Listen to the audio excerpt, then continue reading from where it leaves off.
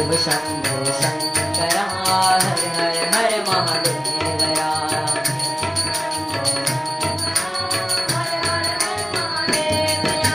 Shiv Shiv Shambho Shankara her her her महादेवरा।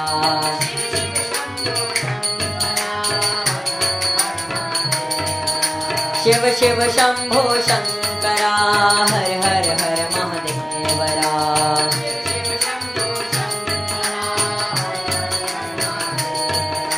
Shiv Shiv Shambho Shankara her her her महादेवरा।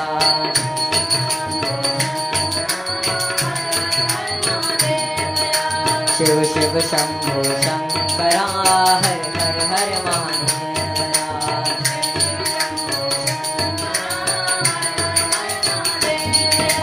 Shiv Shiv Shambho Shankara her her her महादेवरा।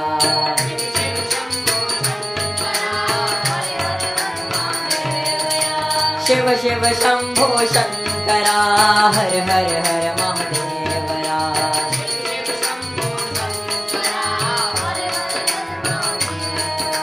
Shiv Shiv Shambho Shankara her her her महादेवरा।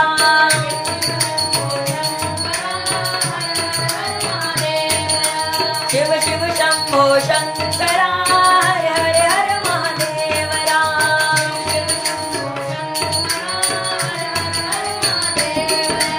Shiv Shiv Shambho Shankara her her her महादेवरा।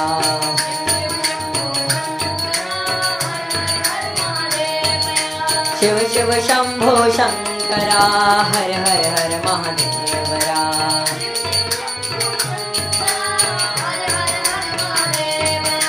Shiv Shiv Shambho Shankara her her her महादेवरा।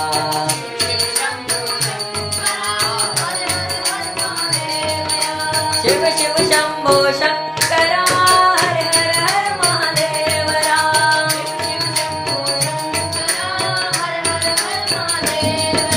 Shiv Shiv Shambho Shankara her her her महादेवरा।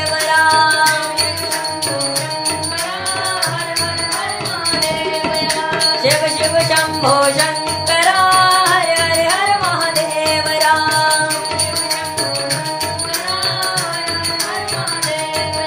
Shiv Shiv Shambho Shankara her her her महादेवरा।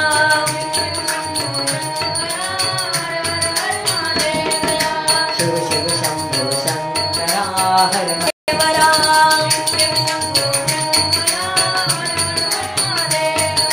Shiv Shiv Shambho Shankara her her her महादेवरा।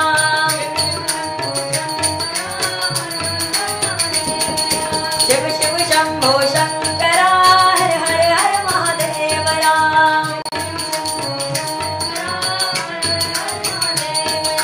Her her her महादेवरा।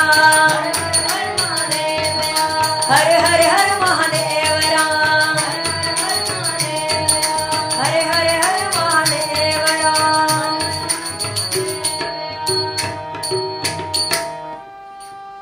Radhe Krishna Krishna Krishna Krishna Radhe Radhe.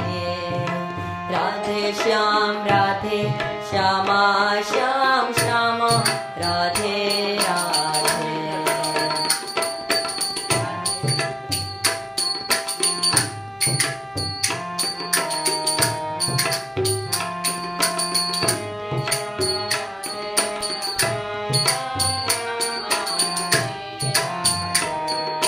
Radhe Krishna Krishna Krishna Radhe Radhe. Radhe Shyama Shyam Shyama Radhe Radhe.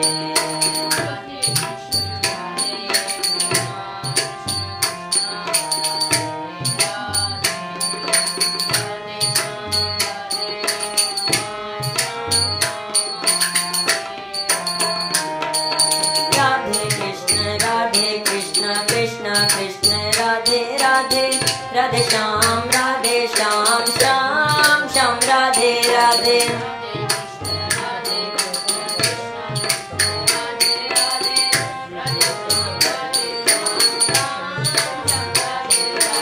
Radhe Krishna Krishna Krishna Radhe Radhe Radhe Shyam Shyam Shyam Radhe Radhe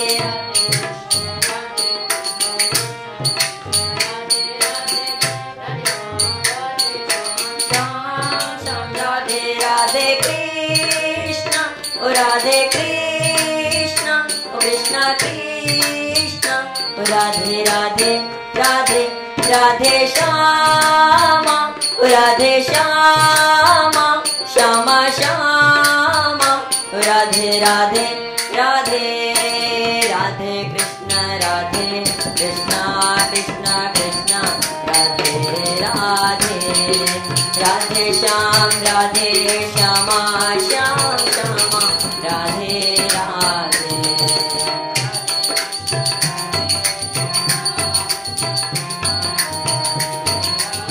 Krishna Krishna Krishna Krishna Radhe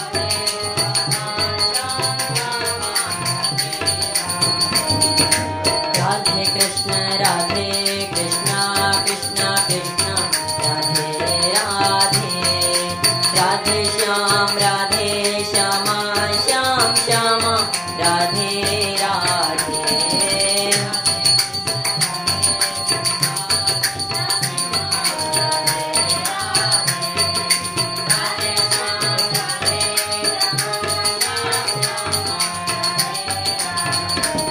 Radhe Krishna Krishna Krishna Radhe Radhe Radhe Shyam Shyam Shyam Radhe Radhe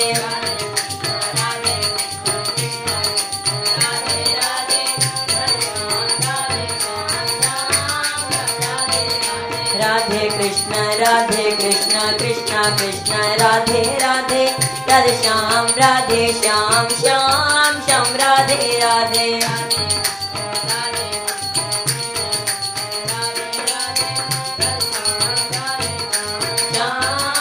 Radhe Radhe Krishna O Radhe Krishna O Krishna Krishna O Radhe Radhe Radhe Radhe Shyama Radhe Shyama Shyama Shyama Radhe Radhe Radhe Radhe Krishna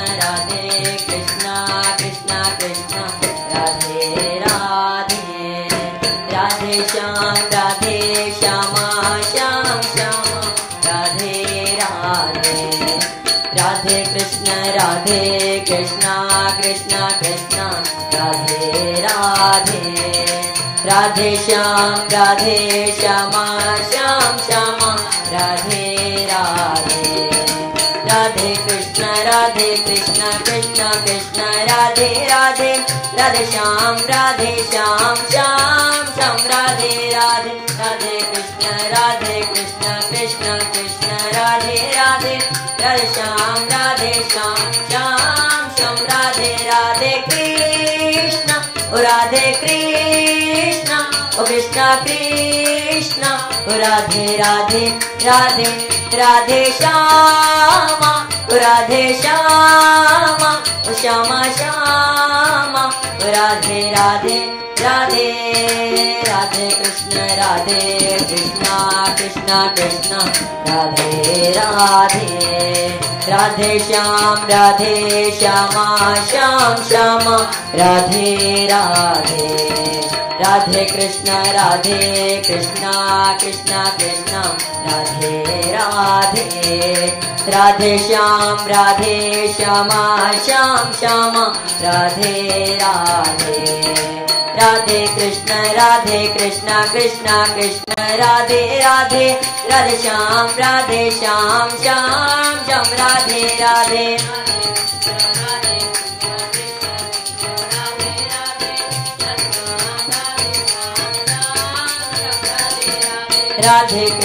Radhe Krishna Krishna Krishna Radhe Radhe Radhe Shyam Shyam Radhe Radhe Krishna O Krishna Krishna O Radhe Radhe Radhe Shyama O Radhe Shyama Shyama Radhe Radhe Radhe Radhe Krishna Krishna Krishna Radhe Radhe Radhe Shyam Shyama Shyam Shyama Radhe Radhe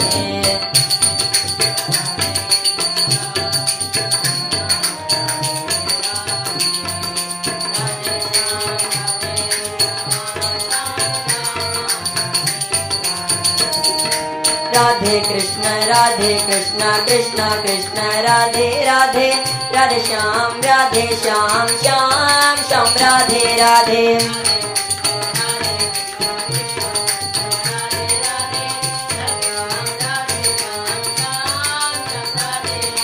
Radhe Krishna Krishna Krishna Radhe Radhe Radhe Shyam Shyam Radhe Radhe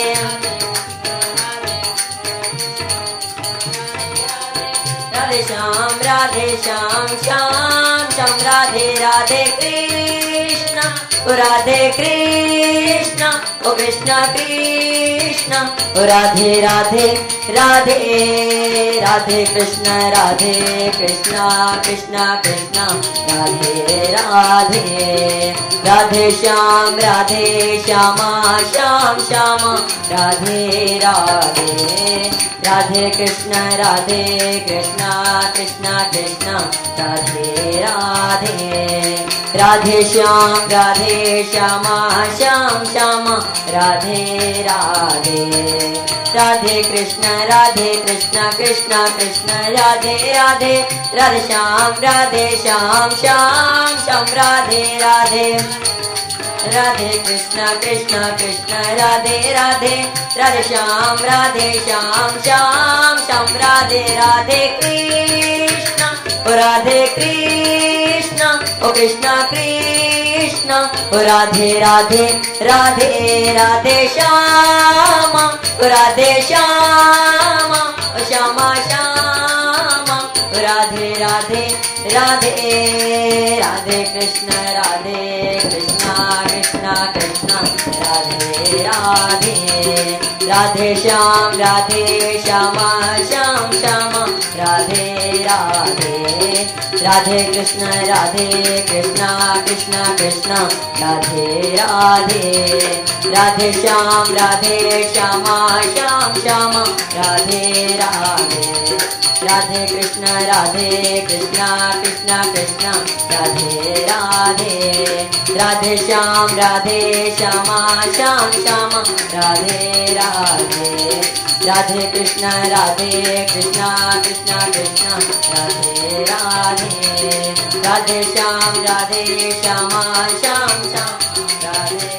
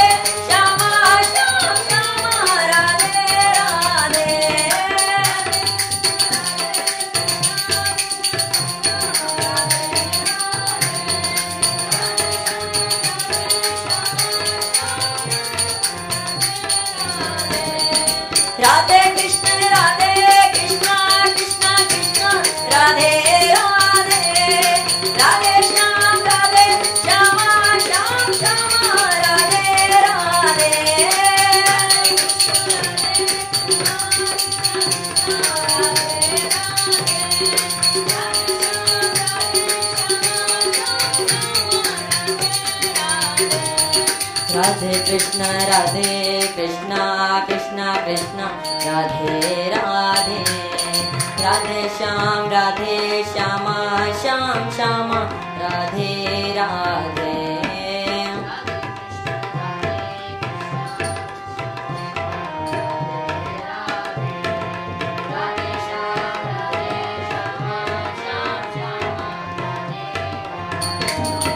Radhe Krishna Radhe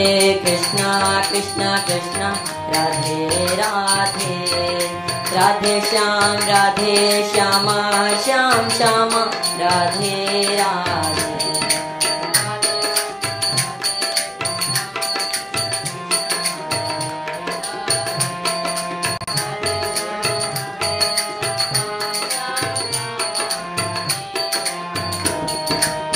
Radhe Shyama Shyam Shyama Radhe Radhe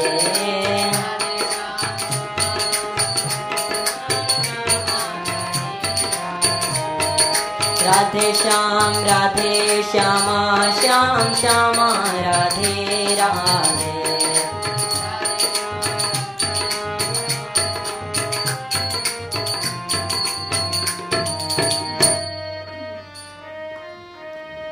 Radhe Krishna Krishna Radhe Krishna Krishna Radhe Krishna Krishna Radhe Krishna Krishna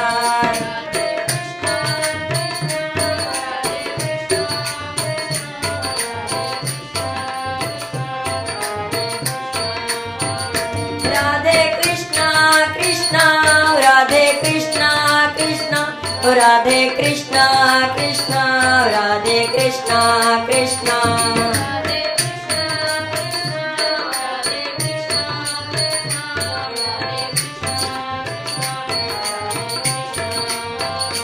Radhe Radhe Radhe Radhe Radhe Radhe Radhe Radhe Radhe Radhe Radhe Radhe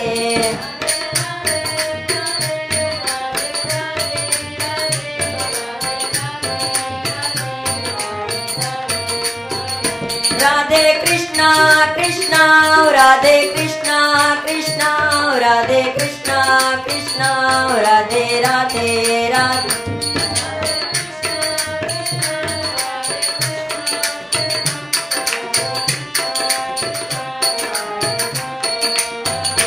Radhe Krishna Krishna Radhe Krishna Krishna Radhe Krishna Krishna Radhe Radhe Radhe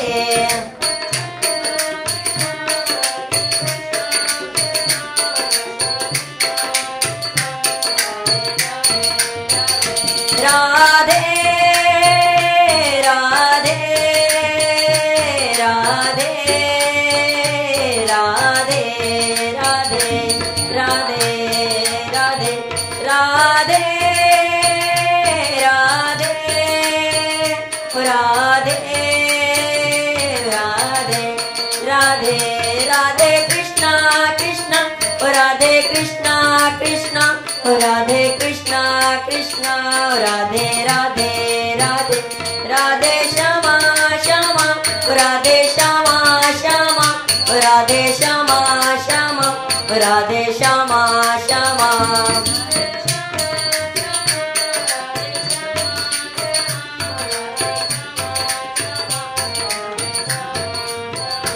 Radhe Krishna Krishna Radhe Krishna Krishna Radhe Krishna Krishna Radhe Radhe Radhe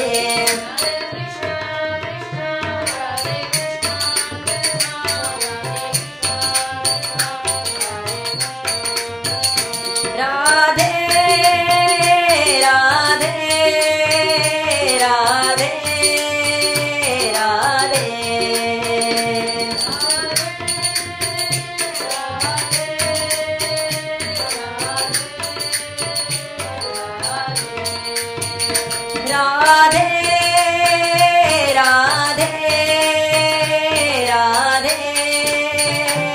Radhe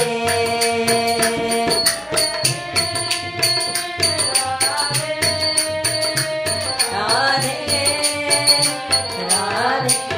Radhe Radhe Radhe Radhe Krishna Krishna Radhe Krishna Krishna Radhe Krishna Krishna Radhe Radhe Radhe Radhe Shyama Shyama Radhe Shyama Shyama Radhe Shyama Shyama Radhe Radhe Radhe Radhe Krishna Krishna Radhe Krishna Krishna Radhe Krishna Krishna Radhe Radhe Radhe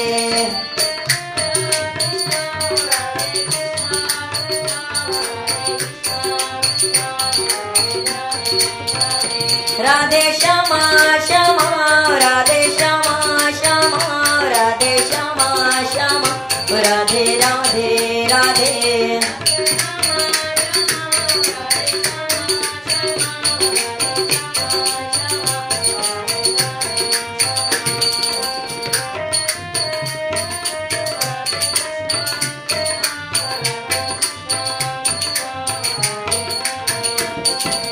Radhe, Radhe, Radhe, Radhe.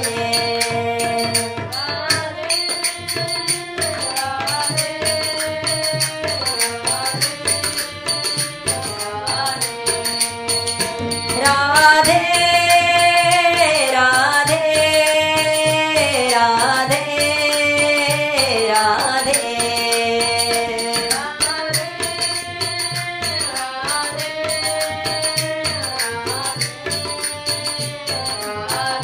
Radhe Krishna, Krishna, Radhe Krishna, Krishna, Radhe Krishna, Krishna, Radhe Radhe, Radhe.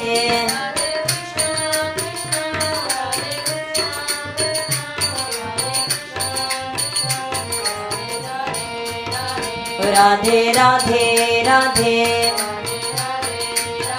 Radhe Radhe Radhe Radhe Radhe Radhe.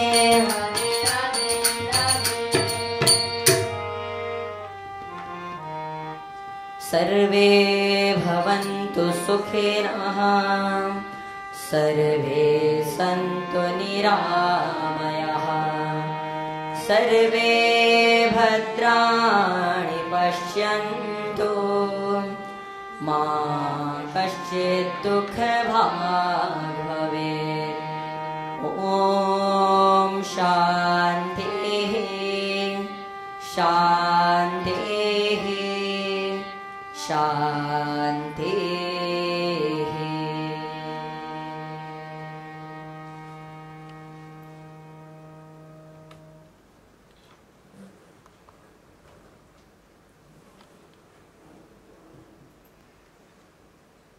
Let's take a moment and allow your eyes to shut gently from top to bottom.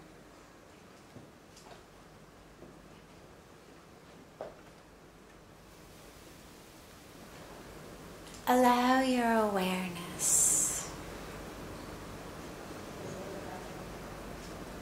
to shift from the world outside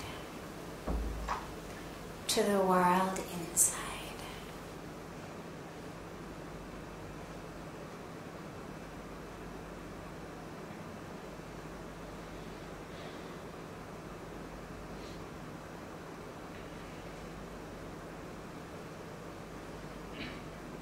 Bring the awareness to your breath.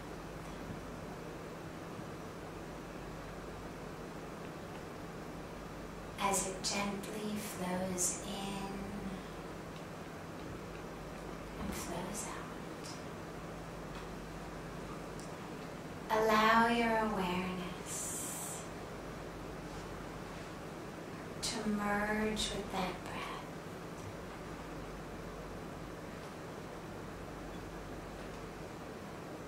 Become one with the waves of the breath.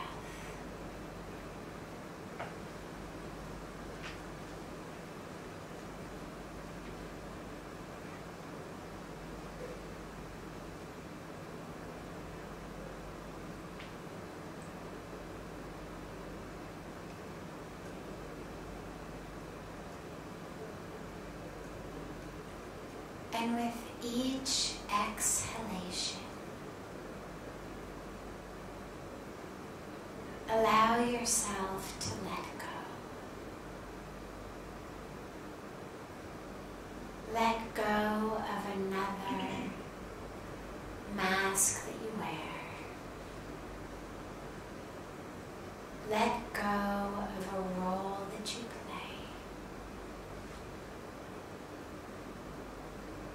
Let go of a responsibility, an identity. As you exhale, just let these go so that you truly can sink deeply into the place in the core of the self where there are no masks, no roles, no identities, no responsibilities. Drop into that place.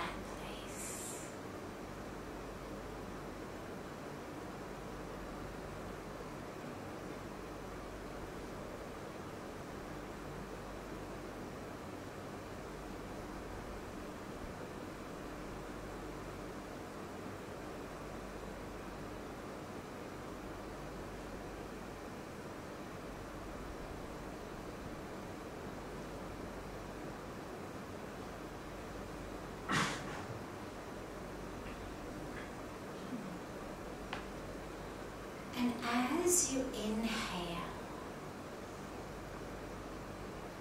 allow yourself to carry that breath upwards. So instead of feeling like you're breathing horizontally, we're going to breathe vertically.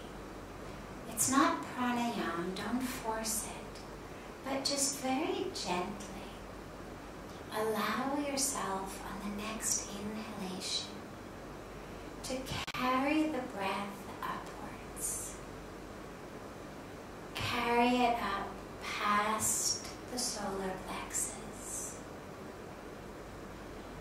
past the rib cage and lungs, past the throat, all the way up to your Agya Chakra, that center, what we call the third eye, between your eyebrows. See whether on the inhalation you can bring the breath all the way up and touch that third eye center. And then exhale back deeply down. If you can't make it all the way up, don't worry. Don't force it. Just carry it as high as you can, easily and gently. And then exhale. So higher and higher on the inhalation. And sinking deeper and deeper, freer and freer of the masks, the roles, the identities on each exhalation.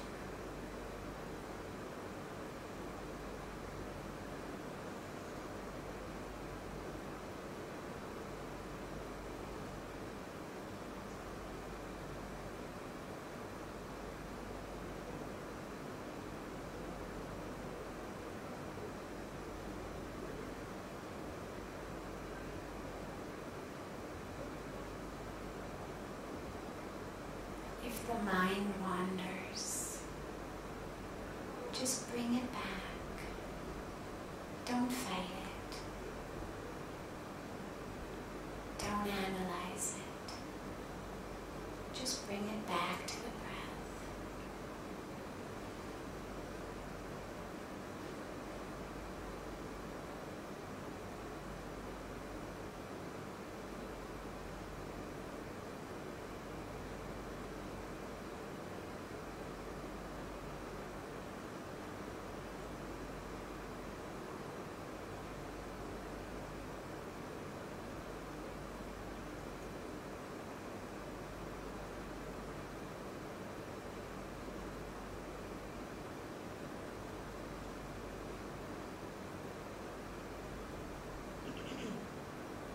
If you want, you can add a gentle mantra with it.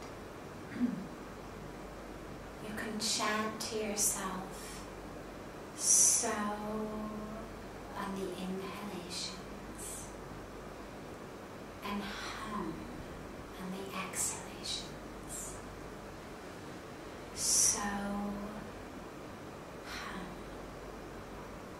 means I am that. I am that to which I pray. I am that upon which I meditate. I am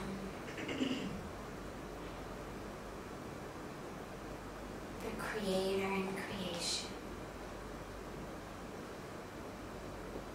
I am that. So, on the inhalations, as our breath rises and rises,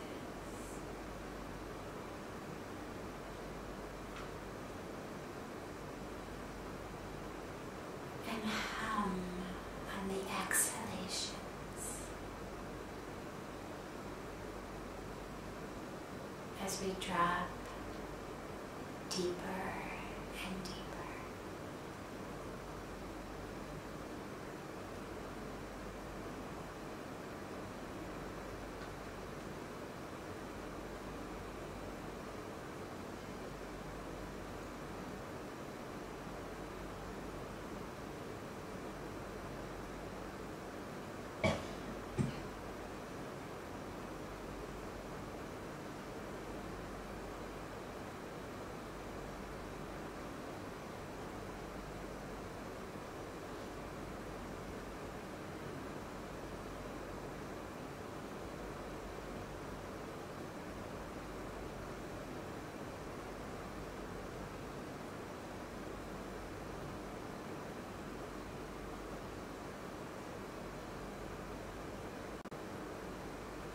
Gently bring the palms of your hands together at chest level in Namaste. And rub the palms of your hands gently against each other.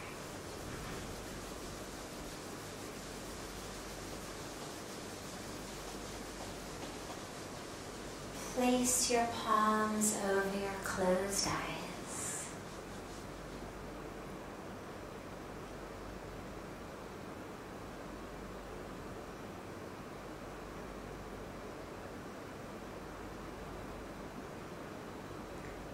Opening your eyes into the palms of your hands.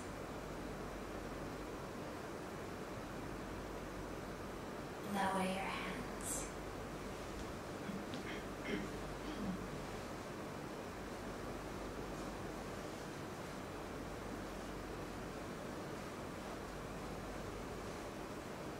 Welcome to satsang, everyone.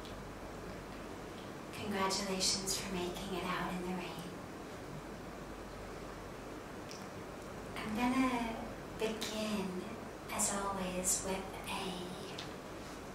a question that's come in advance. We have several, but I'll just take one.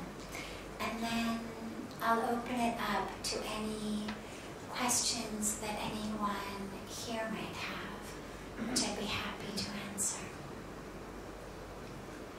During my meditation, my breath becomes more still, and suddenly it seems to stop. I have experienced this many times, but I can't avoid feeling scared. What should I do?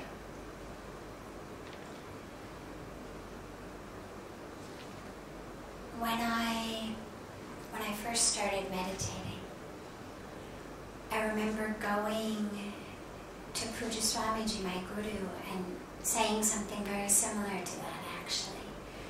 Because while there's so many different paths and techniques of meditation, of course, and I always hesitate a little bit to make any general statements because there's so many different techniques, and there really isn't anything that's more right or wrong or better or worse. Meditation is really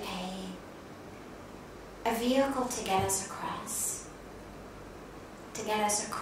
from the ordinary consciousness in which we live most of the time, where we identify just as the body and our whole life is just this material existence, and how much pleasure can I get, and how much pain can I avoid, and how many nice things can I grab and grasp and accumulate, and how much can I avoid losing my nice things.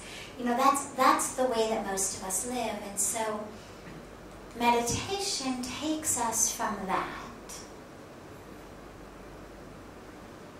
into the truth of who we really are, an experience of the self.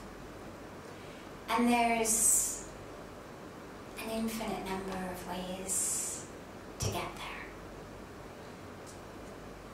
That being said, the question is about a very specific piece, so I'll share about it. But if this doesn't happen to you in your meditation, don't worry. If your meditation experience is something completely different, but it's taking you into the truth of who you are, and it's connecting you to God and to yourself and to the universe, then it's right. But in this case, I also practice a meditation that involves the breath. And when I first started practicing, what I would find is that in the beginning I was aware of my breath, I was watching my breath, I was working with my breath. But then, after a few minutes, it would seem like my breath was stopping, like the person who's asked this question. And I would always stop the meditation at that point, or bring my awareness back to the breath. Because the time that it seemed to stop was just when I would hit a place in my meditation where everything was so still. There was a moment where I was watching my breath, chanting my mantra, and then the mantra would start chanting itself. I no longer had to do anything. And the breath seemed to just stop. And it would scare me too, and I would always then kind of shake myself out of it and come back to the awareness of the breath. And I finally went to Puja Swamiji and said, I'm really afraid I'm going to die. And he assured me, I tell this story because with the same assurance that he gave me, I'm going to give whoever asked the question, which is, you will not die. Your breath won't stop. People don't die in meditation. Unwittingly, unwillingly, just because their breath happened to stop. But there is sometimes a very real experience of feeling like the breath will stop. But don't worry, it's not actually going to stop. The body has got an incredible survival mechanism built into it that will ensure that you breathe. So if you reach a point of such stillness that it seems like the breath is stopping, don't worry. There's no need to do what I had done at the beginning of shake yourself out of it and come back. Stay with it. You won't die. Your ego may die. Your identity may die. How you know of yourself may die.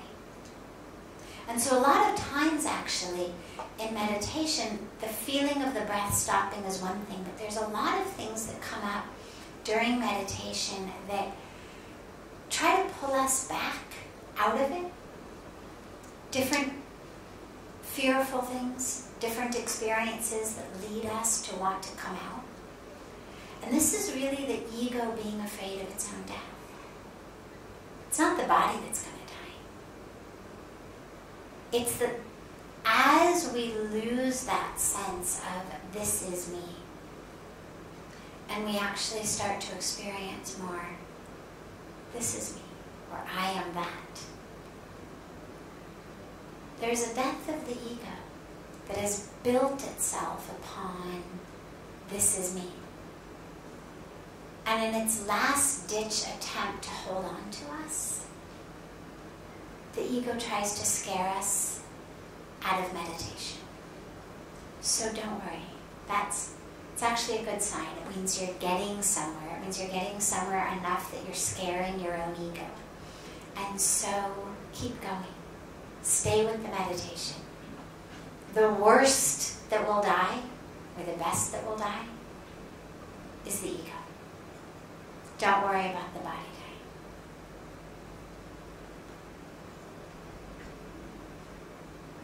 Before taking any of the other questions that have come in advance, I'm happy to open it up to any questions that anyone here may have.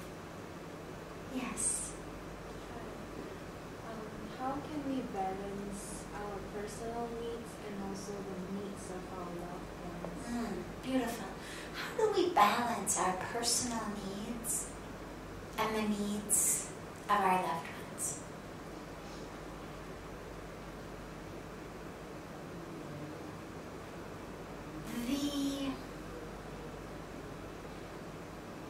The place where our spiritual practice, our spiritual life ends, and our family life, or our social life, or even our work life begins, that place that feels to many of us like a very thick line. Here's my needs over here. Here's my happiness over here. Here's your needs over there. And they're different. They're separate. Like, here's my spiritual path, there's my family. Here's my spiritual path, there's my work. The dilemma with these lines is they keep our life fragmented. And so the goal really is, how can I live in such a way, not that I become subservient to someone else's needs, not that I give up myself or my needs for someone, but that I re-understand what I need. So for example, if I look on a spiritual level, what I need is to be able to practice seeing the divine wherever I look. It's a huge spiritual challenge, but it's one of the most important aspects of a spiritual path, is the divine that we worship in our temples, in our mosques, in our gurdwaras, in our churches, in our synagogues. That divine lives in creation. The divine, the creator, has created the creation. In the Hindu tradition, we've got very, very specific teachings and tenets and mantras that remind us that the creation is divine. And that our challenge is to open this third eye that actually can see the divinity in all. So my two eyes, for example, when I look at you, see young, beautiful woman. Okay. Well, that's true. That's the form. That's the vehicle you're in. But the truth of who you are is divinity, consciousness, essence, love, energy, soul. So my highest need is to be able to practice that wherever I go. Another one of my highest needs is to figure out how to use my body, my time, in a way that A, benefits others, and B, enables me to ego so that I can have deeper and deeper and more real spiritual experiences. The ego is the greatest barrier to my spiritual experience. And the ego is the one that says, I, mine, me, what about me, what about me, what about me? That's not how I want it. That's not what I want. That's the ego. And so it's a very interesting and delicate balance, because what the ego says is, here's the things I need.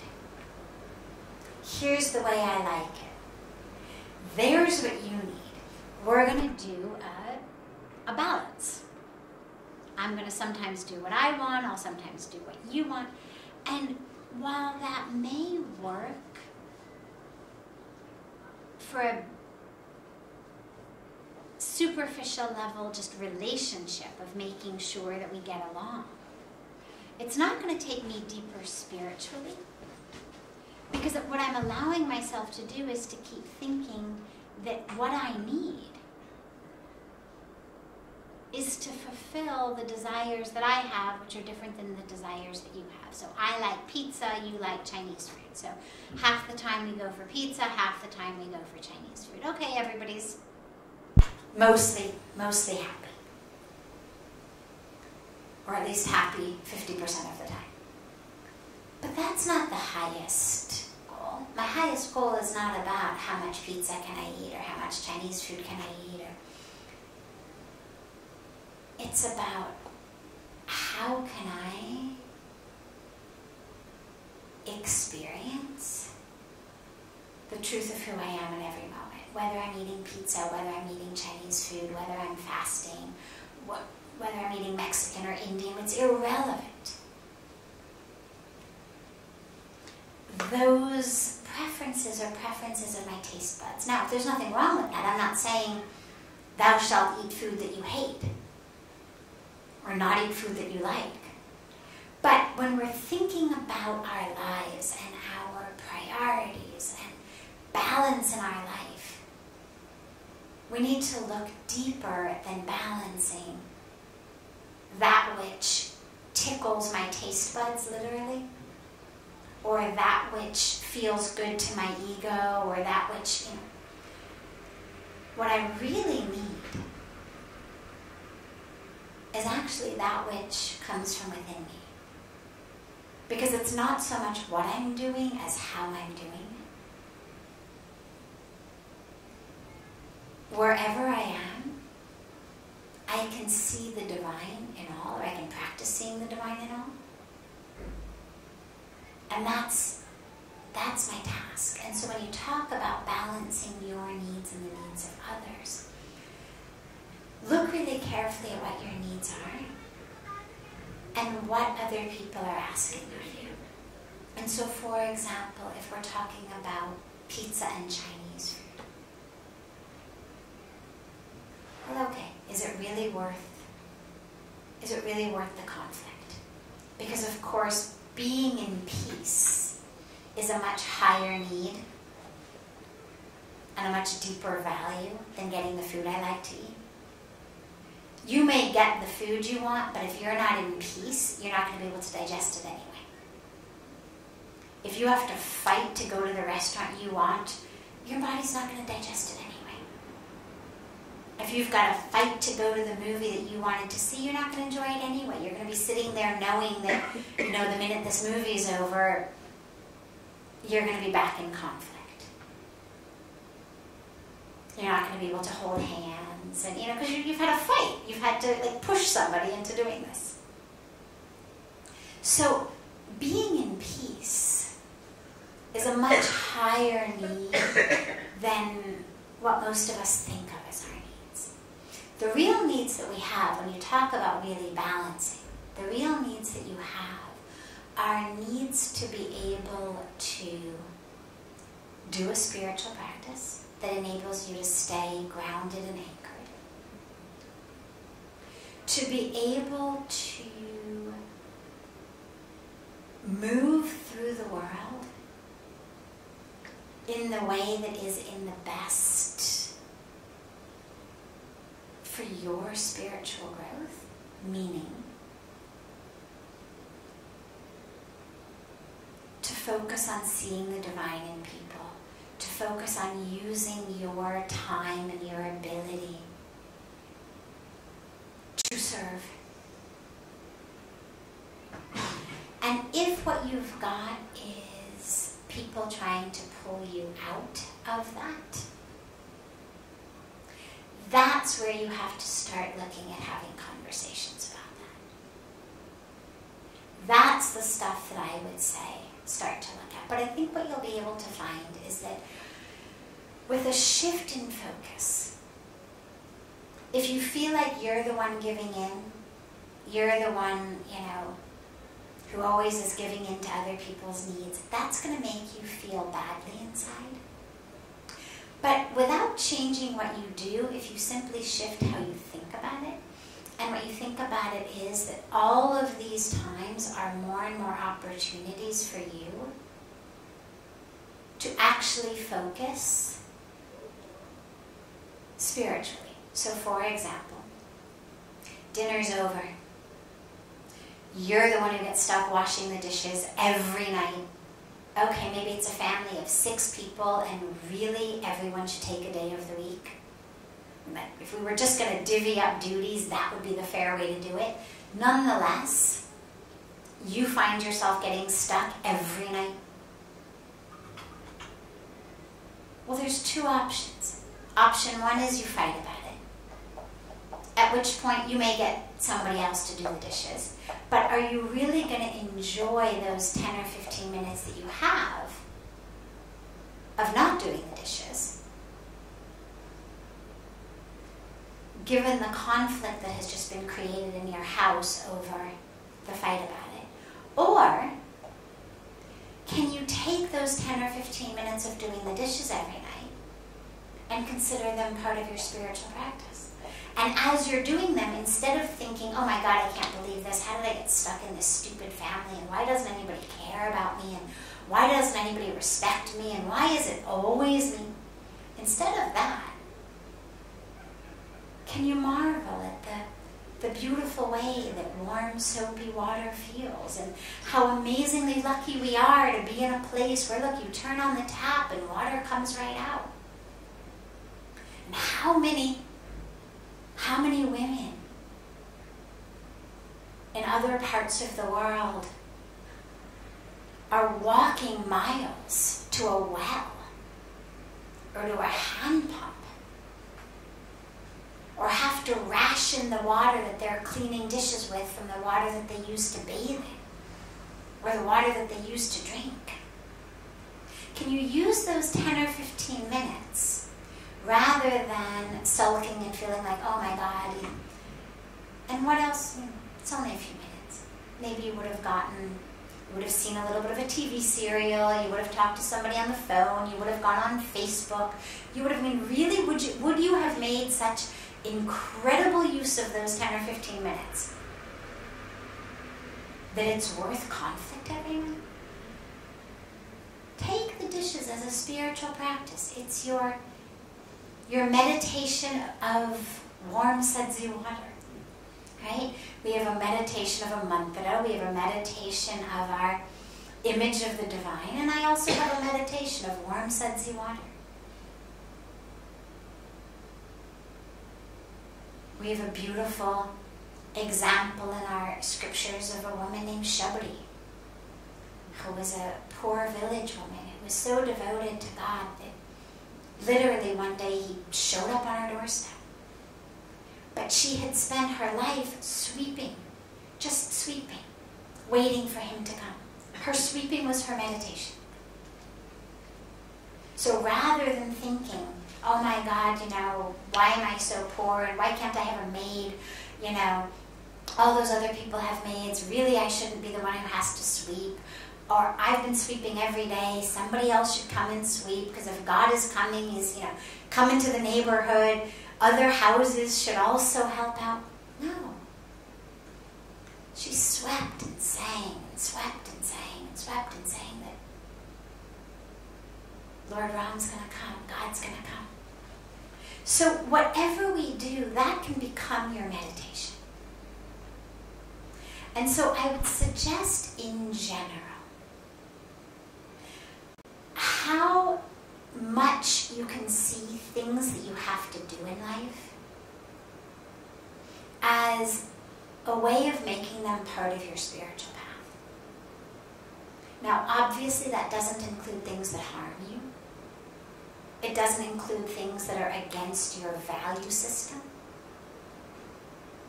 It just includes the little stuff that all of our lives are made of, that being in relationship, being in family, being in a workplace, being in a community. Everybody always feels like, oh, why do I have to do this? Why don't other people? Why? This is universal. But if you can take those, and instead of seeing them as drudgery, see them as yet another opportunity for spiritual practice. And maybe sometimes it's spiritual practice with a broom, and sometimes it's spiritual practice in warm sudsy water, and sometimes it's spiritual practice over cooking, and whatever it may be. How can I make that, instead of something that keeps me from what I need, how can I find what I need through doing that? And lastly, we ensure that in our relationships, the things that really do matter to us, once we've pulled apart the stuff that really doesn't matter, but the things that really do matter to us, whether it's our spiritual practice, whether it's a creative outlet, whether it's time with other loved ones, that we have time for that. And that we make time for that. But that's gonna balance in different ways in different situations. But that's absolutely something that you will find the way to get that balance. And what you'll find also is it's a lot less time than you thought you needed if you can take the other things and allow them to just be part of your spiritual practice on earth, part of your practice with your eyes open, moving, yoga in action, meditation in action.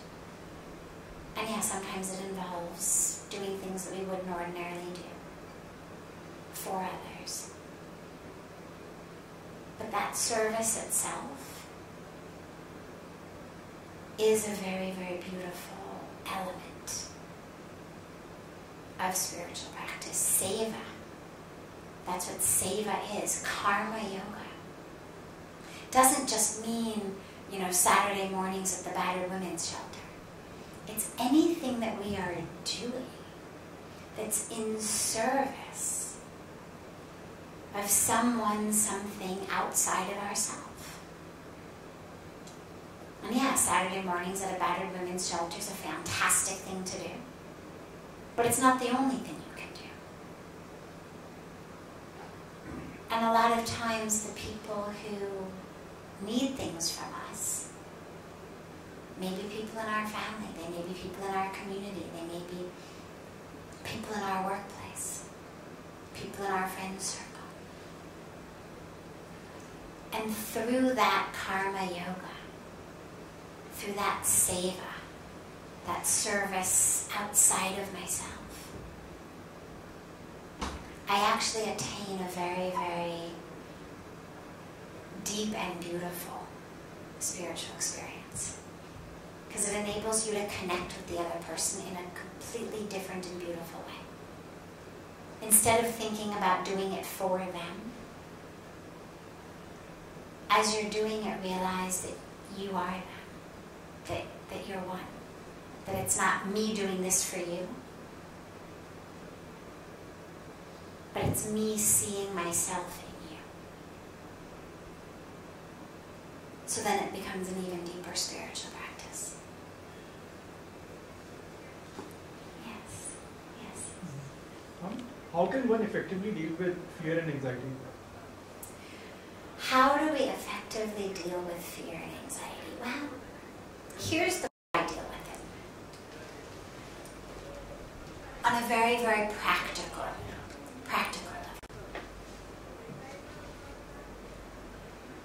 The bottom line of overcoming fear is to have faith, right? The opposite of fear is faith. If I've got faith, I will not fear. When children are in their mother's arms, they're not afraid. Doesn't matter what's going on. There's a beautiful story that Puja Swamiji loves to tell of a young boy on a boat, and the boat is capsizing, and everybody's rushing to get into lifeboats, and, you know, there's this young boy just sitting there very calmly, and someone says to him, "Aren't you afraid this boat is sinking? Like, you don't know how to swim, we're all going to drown." And the boy says, "Oh, well, see, that's my mom over there. And Mom will take care of me." And just that beautiful faith is the answer to fear. However, that's a broader answer. Meaning, in a general way, we need to bring more faith into our life. The more faith that you can bring in your life, the less you will fear. Wherever you fear, it's a symbol to you, a signal to you, there's some lack in my faith in this place. Otherwise, I wouldn't fear. And so what I do on a really, really practical level, I come from a background, a family background, a societal background that's very rooted in anxiety. It's just very, very, very anxiety prone, much more anxiety prone than an Indian spiritual community. And so I was brought up really with the sort of everything's an emergency experience, which obviously leads to a lot of anxiety. And what I have found on a personal level, because I decided at a very young age, I can't live like this. Long before I had come to India, long before I had come on a spiritual path, I knew there is no way I can live with this level of anxiety. And as I've come onto a spiritual path, it's bolstered this. And for me, what my practice is whatever I'm worried about in that moment, I say to myself, what is the worst that can happen? So let's say, for example, we are driving to the airport and we get stuck in a traffic jam. Okay. Now I've calculated how long it's going to take us to get to the airport, but I hadn't calculated for that much traffic. So now you're stuck in traffic and you are nervous. You're going to miss the flight. So I say to myself, in a case like that, what is the worst that happens? Worst that happens is you miss the flight. Okay, and then I accept it. I say, fine, forget it. Assume in your mind you've already missed the flight. Don't try to tell yourself, no, it's okay, you'll make it. God will take care of you, because God is not worried about whether you miss your flight or not. Really, we do things, oh, God have mercy, I shouldn't miss the flight. Like, really, God is so worried about if you miss your flight or not? This is not the stuff that mercy and grace is about. Mercy and grace is about our awakening, our connection with God, our connection with the truth, our connection with the light. Mercy and grace does not bother itself with whether we miss a flight or not. Because if we do, then clearly we were supposed to miss it, because whatever we're supposed to learn is going to come through missing the flight. So in my mind, I say, okay, fine, you've missed it. Just assume you've missed the flight. Then I say, okay, what's the worst now that happens? Well, you missed the event then. You were supposed to go, you were going to speak at an event, you had cut it very close. If you miss that flight, you will miss the event. Okay, you've missed the event. Then what's the worst that happens? They all hate you. The organizers hate you. The audience hates you. Everybody who was counting on you to be there hates you. Now again, of course, you could do the opposite. You could come in and say, oh, of course they're not going to hate you. Everybody understands. But I have found on a personal level that really what works best is assuming the worst. Because here's where you go from there. What you find is, if you allow yourself to take that every and then, to its absolute worst case scenario, you know where they all end up? Every one of your fears, every one of your anxieties, every one of your worst case scenarios ends up in one place. You know where that place is? Then you die. Take any fear you have, and it will become, then you die. Or then a loved one will die. And either the fear is that the loved one should not die, or the fear is if the loved one dies, I will be alone. But death is always the bottom line of every fear. You're afraid you're going to lose your job? Okay, well, why? Well, because then I won't have any money. Okay, then. So then you're homeless. Okay, then. I will get murdered. Then you die. Right? You take anything you're afraid of.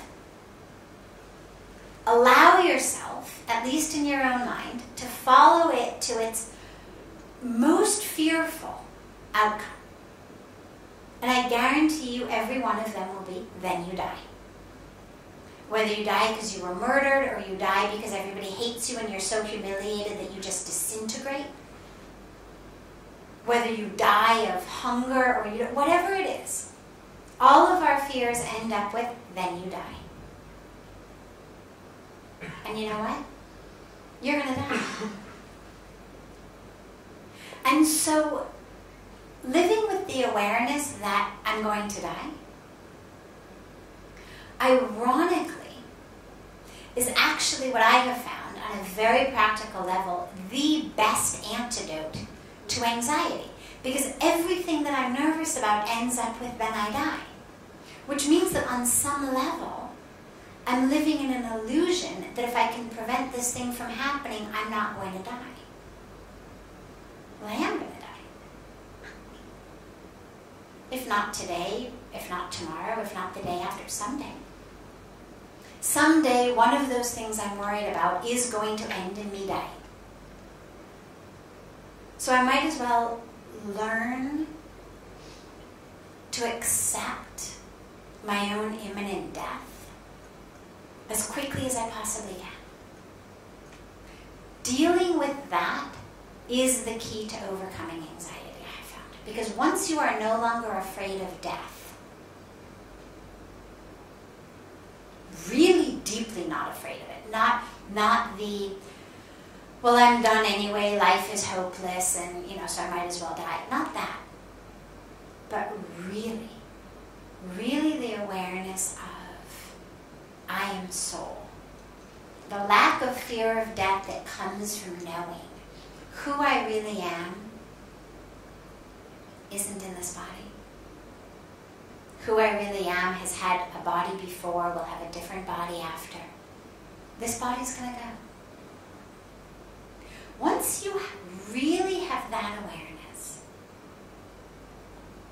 then there's nothing else left that can scare you. Because loss of money, loss of prestige, loss of love, the thing that makes all of those so scary is the pain that we feel, the sense of loss of self that we feel. It literally feels like I will die. Well, if you already know you're going to die, and you're already okay with that, because you know that you're not that which dies, well, so you're also obviously not your reputation. You're not what people think about you. Okay, you didn't make the function. They all hate you. The entire city of Delhi hates you because you didn't make the function, right? I mean, why only limit it to the couple hundred people in your event? Go all out. Everybody, the whole world hates you. Okay, then what? Then you're alone. Right? Everybody hates you. Then you are alone. Well, you know what? We're alone anyway. Whether people love us or people hate us, ultimately we are alone. We come into the world alone, we go out alone. And ultimately the relationship, the connection, that is the one that keeps us from the deepest experience of aloneness. Because you can surround yourself with people. But at the end of the day, you're alone. Even if there's 5 people in your bed, deeply internally, you are alone.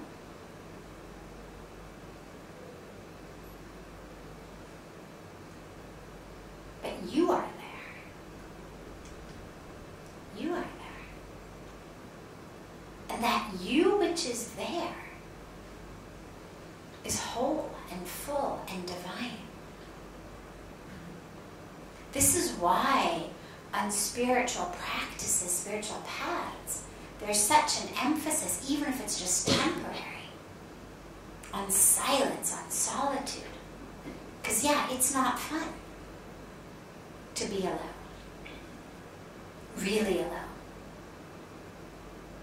But what it does is it forces you into an experience of, okay, there's no one else around, have to look within. Who is that one within?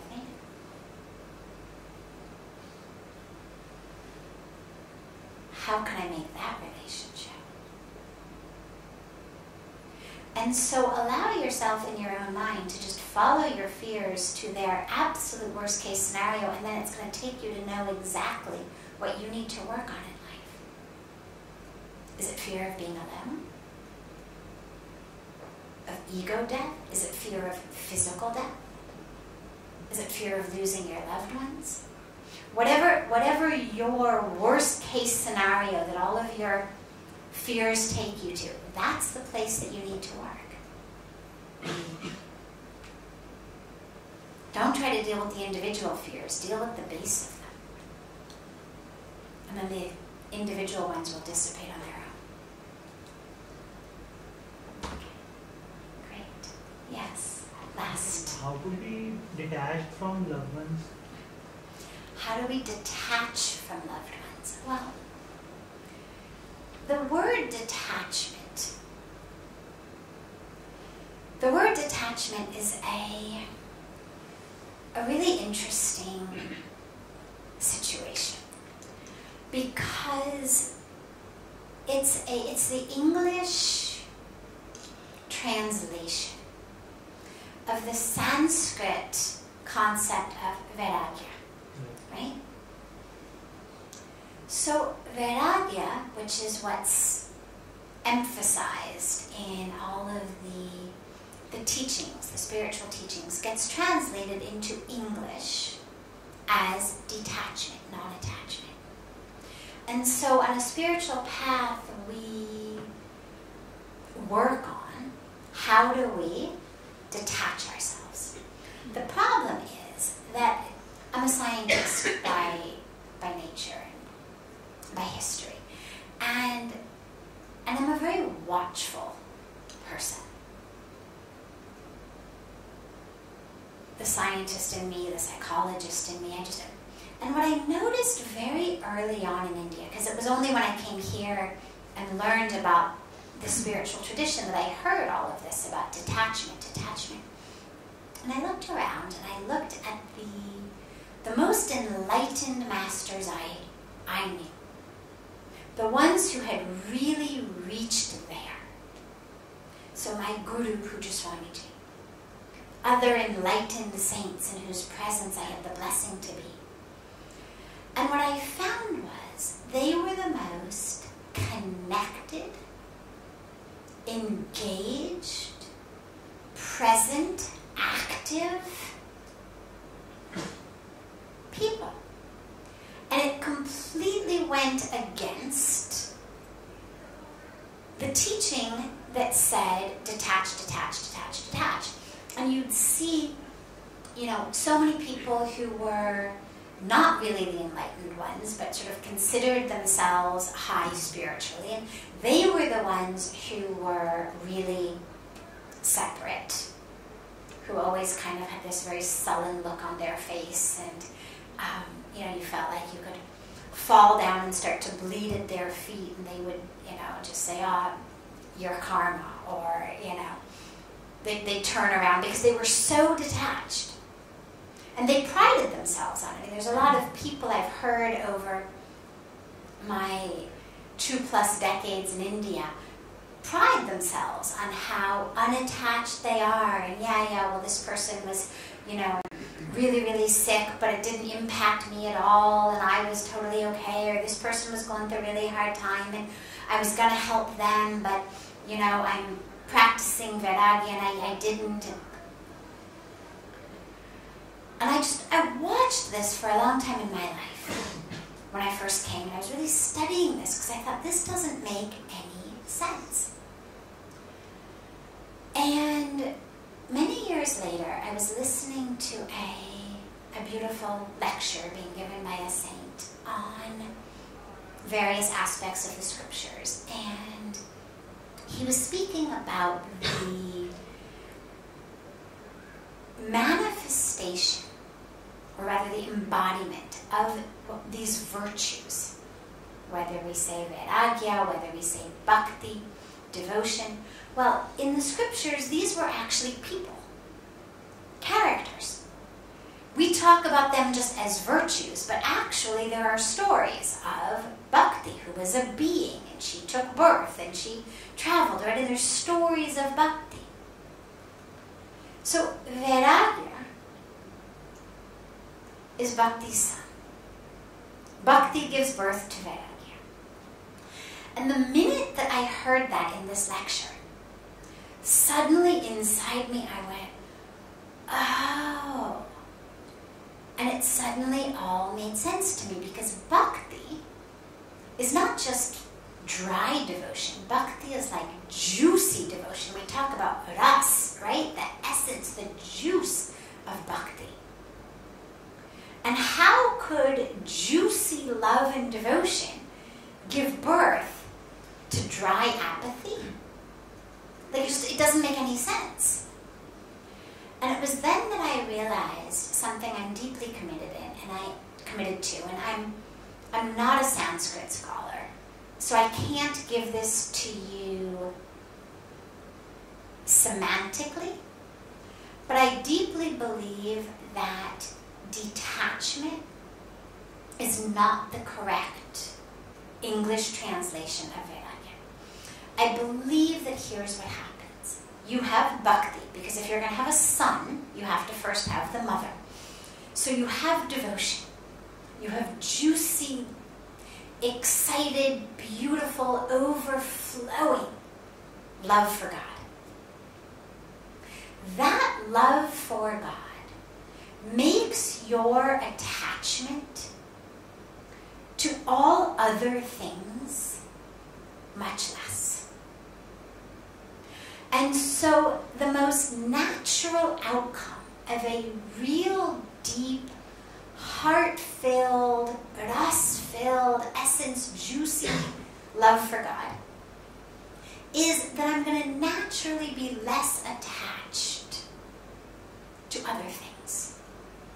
And so I would translate Vairagya as re-attachment rather than detachment. And so what I've done, instead of pushing away the things of the world, is I have reattached myself to God in such a way that that becomes my full experience. Now, what then happens is something very interesting. When you look at the enlightened masters, and again, because I'm a scientist, it's all about, what do you see? What is the data? Tell me. Well, my data from living with the enlightened masters is those who are the most deeply connected to God are the ones who experience God in all of the creation. And so whether it's sick people or hungry people or poor people or women without toilets or rivers that are being polluted or trees that are being cut down, whatever it is, their heart goes out to want to serve because they are literally experiencing the divine in all of those. And so that's where you get the connection and the love and the service. So the detachment is not a detachment of, oh, you fell down, well, that must be your karma. And look how highly spiritually evolved I am because I didn't worry about you. But rather, my connection to the divine is so much that I see the divine in you. You fall, I am the first one to bend down and pull you up. But it's from a very different place than if I had gone without this via bhakti. I'm not helping you up. I'm not serving you for me. I'm doing it because of my connection to the divine. And so when you talk about detachment from loved ones specifically, it's not going to work to push them away. Never works. The way to get over the attachment is to separate in your mind love from agenda. There is no teaching that says thou shalt not love your loved ones. When we speak about attachment, it's an attachment to what they do, how they live, how they dress, how they speak, the choices they make. By all means, love them. Have this bhakti. Love the divine in them. Love essence. But we let go of our attachment to the drama.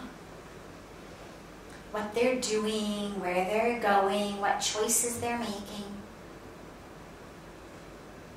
where they are.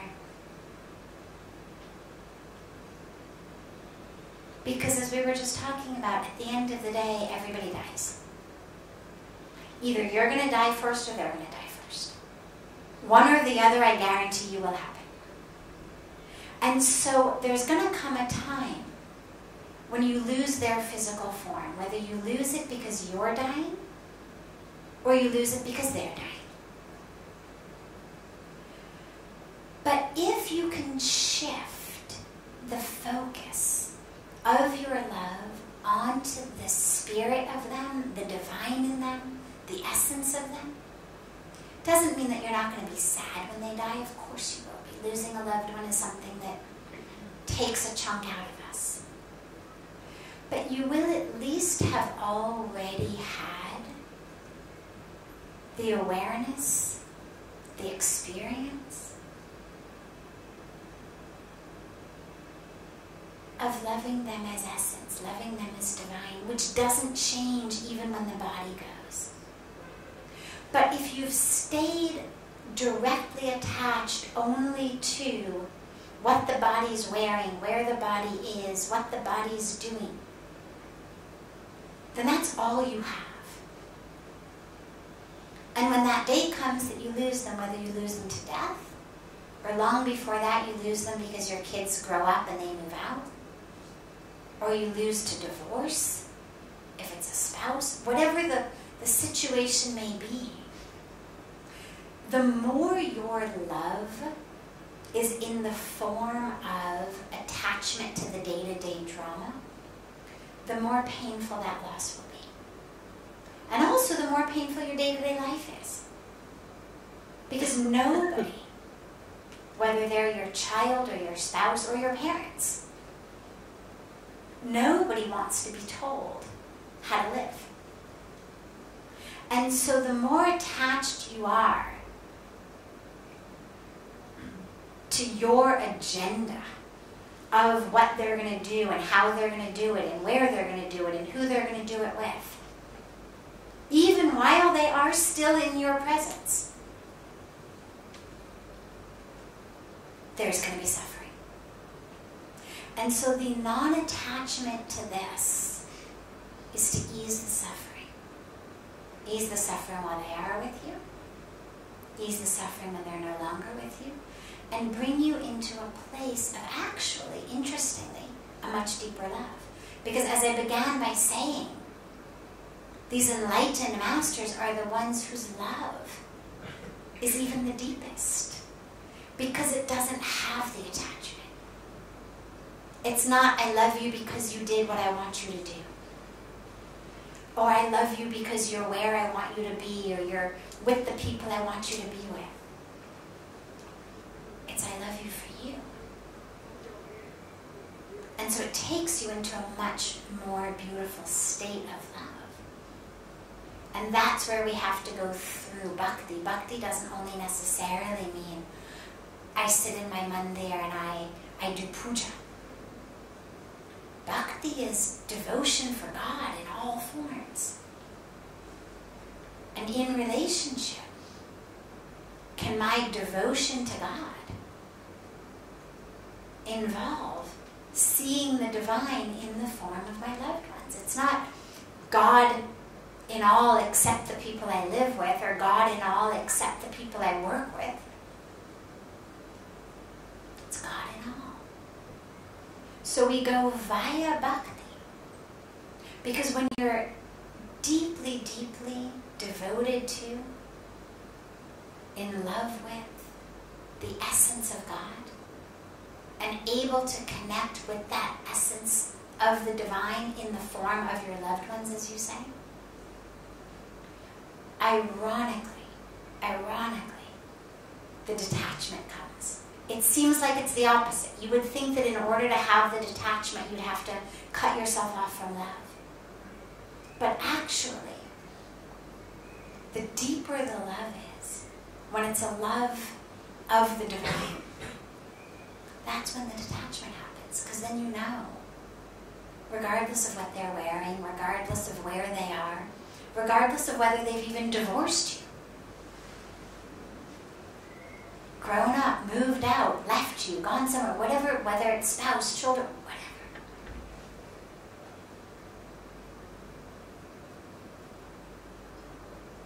That love is there. And so I'm not so hooked in to what they're doing. But it goes through not pushing them away, not cutting myself off from love, but expanding my love in such a way that I'm loving God through them. And so, weaving it back with her question earlier about your needs and others' needs, well, if I'm loving God through them, then serving them gives me an opportunity to serve God. And for you, with the detachment, seeing God in them enables me to stay connected to them, to love them in my heart, without having the suffering that attachment brings. Whether it's bringing me suffering today because of how they're living and what's happening and the choices they're making, or whether it's going to bring me inevitable suffering later on when I lose them. To growing up, or to divorce, or to death. At least death is inevitable. Growing up is also inevitable. Your kids are going to grow up and move out. and you're going to lose them to death, either your death or their death. So if we refocus our love on the love of the divine, for all, and you asked about loved ones, but this is true for everyone, then actually we become even much more able to serve the world.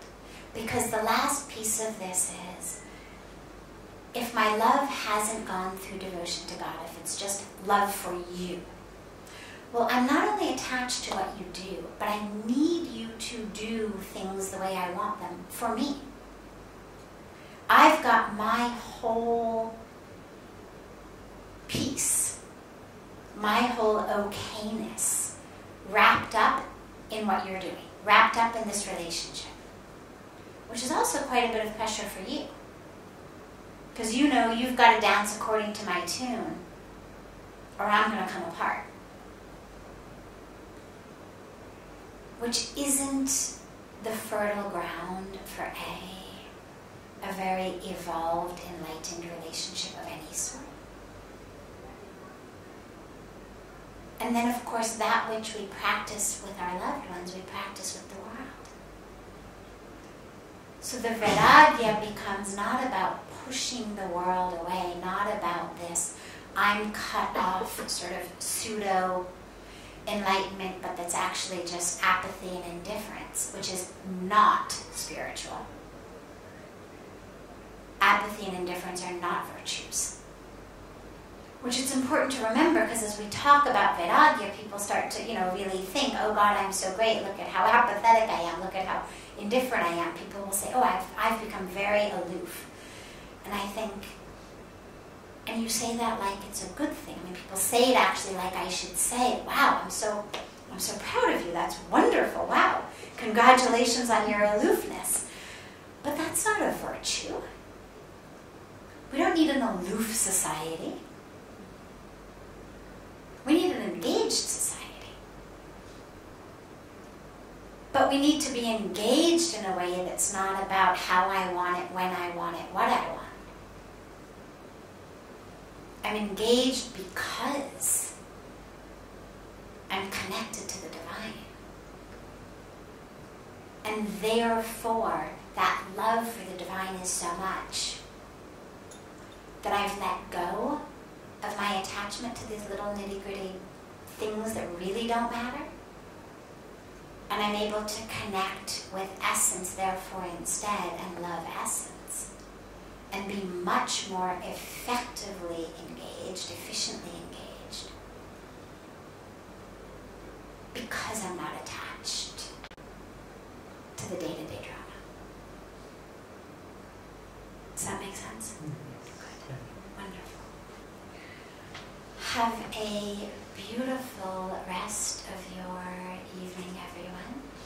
And we'll